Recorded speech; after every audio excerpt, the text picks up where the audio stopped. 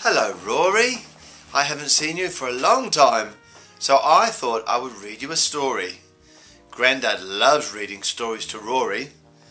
This is the story. It's called Guess How Much I Love You. Here we go. Little Nut Brown Hare, who was going to bed, held on tight to Nut Brown Hare's very long ears. Can you see him holding on tight? He wanted to be sure that Big Nut Brown Hare was listening. "Guess how much I love you," he said. "I don't think I could guess that," said Big Nut Brown Hare. And there he is, holding on to his ears. "This much," said Little Nut Brown Hare, stretching out his arms as wide as they could go. Big Nut Brown Hare had even longer arms. "But I love you this much," he said. That is a lot," thought Little Nut Brown Hare. Look.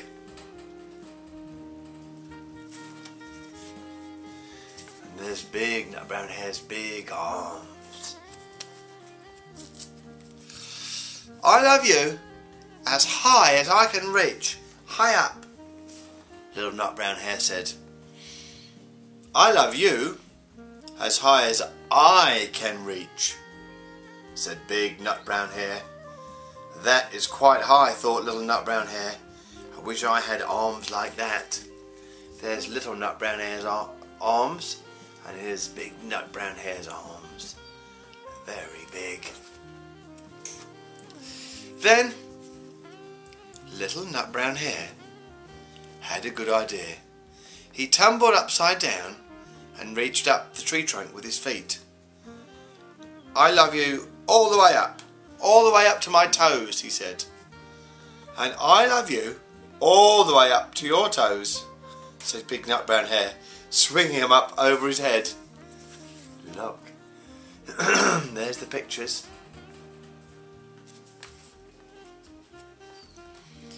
"I love you as high as I can hop," laughed Little Nut Brown Hare, bouncing up and down. This is a great story for Rory to hear. There's the pictures of the story.